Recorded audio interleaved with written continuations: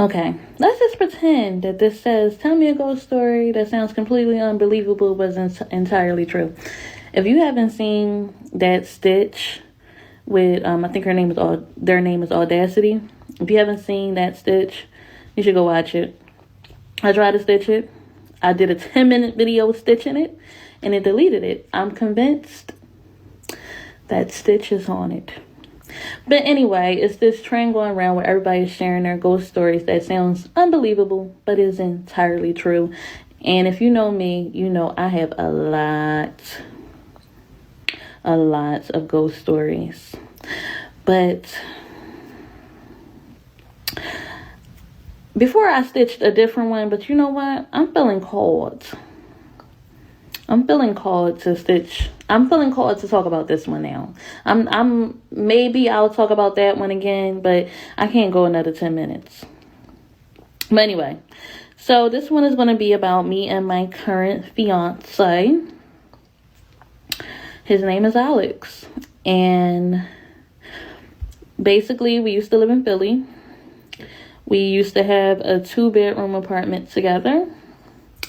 This apartment was not the best, but it was on the boulevard, so it was conveniently located near everything. I can get to my job quickly. I worked in downtown Philly. He could get to the highway quickly because he worked out KOP, I think, King of Prussia. But anyway, so we lived in this 2-bedroom. The rent was great, and I'm starting to think that it was for a reason. The rent was only $700 a month. It did not go up every year. It literally stayed a solid $700. Unheard of. Okay, 2 bedrooms, 1 bathroom, boulevard. Anyway, so the thing about this house, it was definitely haunted. I don't want to say we never physically seen anything, because we did. It's one of them things like, did I see what I think I saw type of situations. We would experience things like the cabinet slamming randomly in the middle of the night. Like as if somebody took one of our cabinets and really was angry and slammed it. There was certain cabinets that would not close. They would literally just stay open. So, that's creepy if you come in the kitchen and the cabinet's open. We would smell random, weird, rotten like smells, and we would not know where this was coming from. It smelled like a dead body, y'all. I'm not even lying. And I did not know.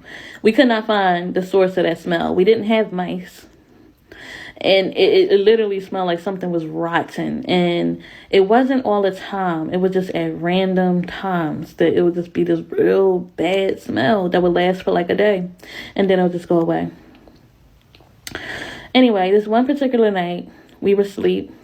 We always sleep with our door closed. We got this thing like, if somebody gonna come in here and break in and try to get us, they gonna have to work for it. So we sleep with our doors closed, still to this day. So our bedroom door is closed. We're asleep. Our bedroom, we lay where if we were to open our eyes, we can see the door. Okay? It's not like the door is behind us. We're facing the door. Of course, he always lays closest to the door. Get him first, then me. But he lays closest to the door, and I lay closest to like the TV, the window, the fireplace. So this one night I wake up and I'm awake and I can't move. I cannot move. But I see it looks like our door is open. The hallway light is on. Like it's real bright shining in there. And I can move my eyes to see him, and I see something on top of him, choking him. Like literally on top of him, choking him. This thing was all black, but it was like the shape of like a person, but like a real slender type person, as if they were wearing like all black latex from head to the toe, and they were literally just choking him. And I can't move, but like me, I'm a prayer warrior. I just started saying stuff like, Jesus' name, you can't hand him. I started cursing, get off him, B word. Like, I'm a fighter at the end of the day. When it comes to fight or flight, I'm a fight. So I'm praying it away or whatever. And then all of a sudden, like, it's like I go back to sleep, and then like we wake up. And I remember I woke up, I was like, yo, I had this crazy dream where this was happening. He is like,